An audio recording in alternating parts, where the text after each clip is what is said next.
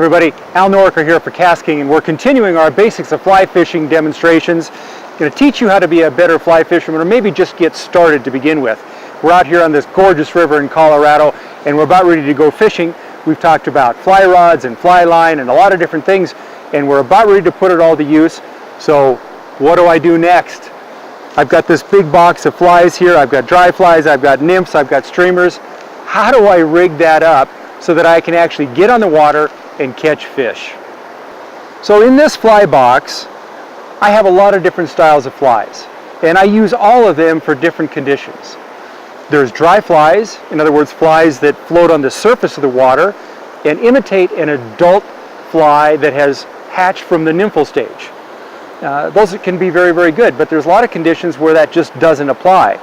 So I also have subsurface flies here. Nymphs, small caddis flies, small midges, very tiny little flies that in some cases it's the only thing the fish wants to eat. So I've got those here. Now in other cases I've got big streamers. In the fall a lot of times the fish are very aggressive, especially the brown trout, and they like to chase streamers in the water. So I've got all these different types of flies. Now here's the key. Each one of those requires a different type of rigging to make it work in the water. And that's what I want to help you with today. I want to make this as easy as possible, and we're going to show you how to rig up surface flies or dry flies. We're going to help you rig up subsurface flies, a nymph rig, maybe a single, double, even a triple nymph rig to fish subsurface under a strike indicator. And we're going to show you how to rig up streamers for that application where you're ripping streamers through the water to imitate a bait fish or a crawfish or something like that when those fish are very, very aggressive. So now that we've talked to you a little bit about different types of flies, surface flies, subsurface flies, and streamers, now we need to talk about how we rig these up. Well, the dry flies are quite easy. The dry flies, we're simply going to connect that to the end of our tippet material or our leader, and we're going to use what we call an improved clinch knot. Let me show you how to tie that really quick. It's not that hard, and there are actually a couple different knots that you can use, but I like to use the improved clinch knot. It's fairly quick, very easy, and quite strong as well. Okay, now this knot that I'm going to show you how to tie is used for most fishing applications.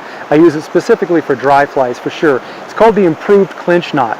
And again, I'm using very thick line here just for demonstration purposes. I wouldn't use anything like this, and I'm doing it on a streamer style hook, but typically this would be for a dry fly, but I think you can see it easier, so that's why I'm using it.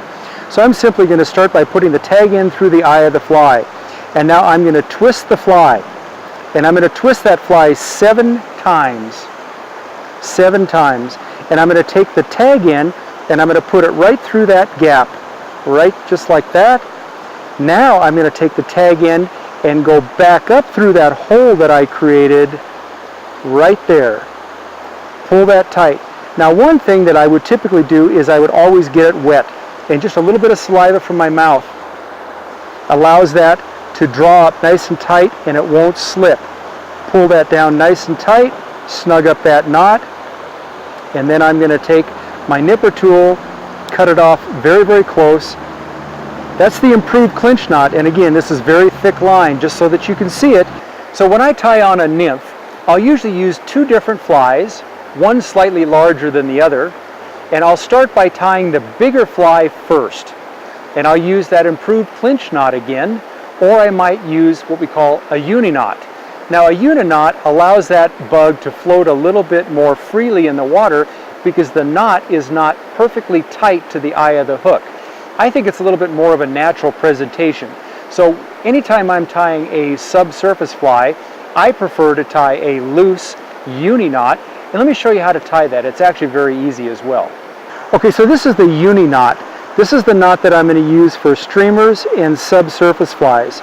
So the line simply goes through the eye of the fly, and I'm going to double it back over itself, and I'm going to pinch that tight right at the eye. Then I'm going to make a loop underneath so it looks just like this. I'm going to take the tag end and I'm going to wrap it inside of that loop about 5 times, just like this. 1, 2, 3, 4, 5. Then I'm going to hold that tag end and I'm going to slide that knot together and pull it tight right up to the eye of the fly. As soon as it's tight right there, I'm simply going to take my nipper tool and I'm going to cut it off very close.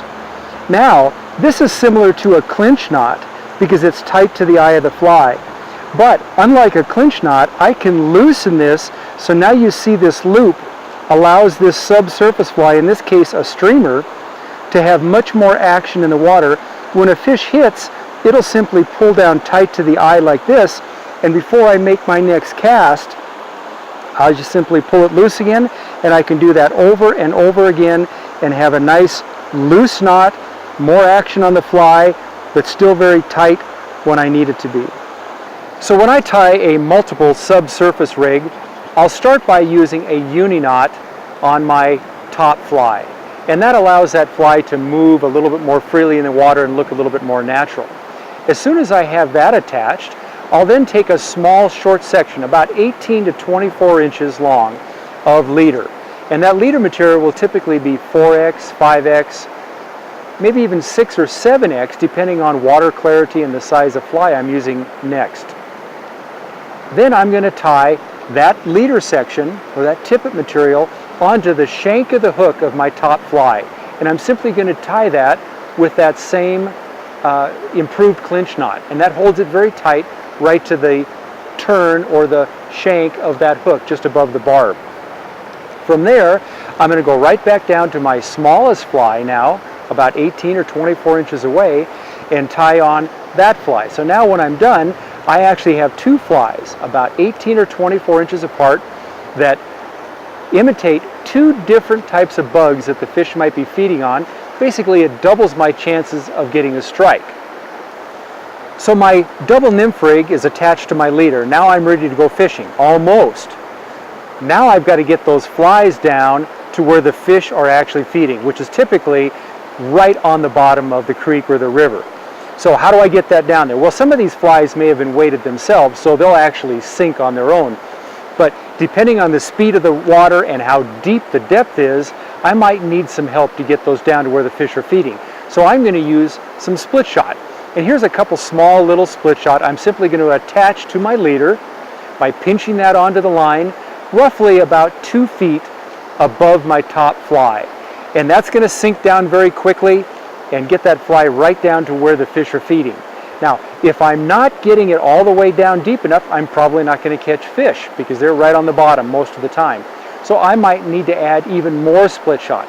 In some cases, I've had 3, 4, even 5 pieces in very fast, deep rivers to get my subsurface flies down to where those fish are feeding. So now I can actually go fishing just the way this is. I got my flies, I've got my split shot, I'm able to get that down to where the fish are feeding. But if you're fishing this way without a strike indicator, sometimes it's a little bit hard to tell when you get that bite. The strikes can be very, very light. The fish will sometimes just stop that fly. And if you don't have an indicator to show you when that fish has it in its mouth, you might not feel that at all and you might miss an opportunity. So let me talk to you a little bit about using a strike indicator when fishing subsurface with nymphs in the river. Strike indicators. Wow, there's really no mystery here about strike indicators. This is simply a strike detection technique. So a strike indicator is really nothing more than a bobber, but in fly fishing, we don't call them bobbers, we call them strike indicators. So a big question is, how far up my leader do I place my strike indicator? I'll give you my general rule of thumb. I like to place it about 1.5 to 2 times the depth of the water that I'm fishing up from my bottom fly. In other words, if the water is about 3 feet deep where I'm fishing, I'm going to place that strike indicator about 5 to 6 feet above my bottom fly. This will allow it to get down to where the fish are eating, but not so far up that my fly or my split shot is going to get caught in the rocks in the bottom and I end up losing a lot of flies. Now there's a lot of different kinds of strike indicators. Some are easier to use, some are not so easy. I like everything as easy as possible. So this is one of the strike indicators that I use, and it's very easy to adjust the depth. As I fish different areas on the river, the water might get a little bit deeper, the water might get a little bit shallower, might get a little faster, slower, but I have to adjust all the time my strike indicator depth so that I make sure that my fly is in that strike zone, right where those fish are eating. So I want an indicator that's not going to damage my leader, and I want to be able to move it easily up and down the leader so I'm always at exactly the right depth. Hey, let's talk about streamer fishing. I love streamer fishing, especially in the fall. It can be so much fun because the fish are very aggressive. They're chasing flies. In this case, it's kind of a crawfish pattern. Anyway, streamer fishing is a lot of fun, and it's a technique that everybody should know how to use. But I like to tie a little bit different knot when I'm tying streamers onto my leader because I want to get the most action as I possibly can out of that fly when it's floating through or I'm stripping it back through the water. So the knot that I use for tying a streamer onto my leader is what I call a uniknot. Now, this is a knot that actually keeps the knot loose to the eye and not clinched down really, really tight. That allows this fly to have a lot more action through the water. The uniknot is an easy knot to tie, and it's also very, very strong. One thing you'll notice about the uniknot, when you catch a fish, it will then be pulled tight to the eye of the hook, and we need to loosen it back up before we make the next cast. Hey, we've talked about a lot of things in our rigging segment on how to get started in fly fishing. We've talked about surface presentations with dry flies, subsurface with single and double nymph rigs, and even streamer fishing. One of those is going to be just right for you, and in many cases you're going to have to find the right presentation for that particular day in that particular setting. But regardless, get out there and practice. You know, I've been doing this for 40 years, so I'm pretty used to tying these knots and deciding which method I'm going to use. It'll take you some time, but you really can't go wrong. Just give it a try. You're going to learn a lot.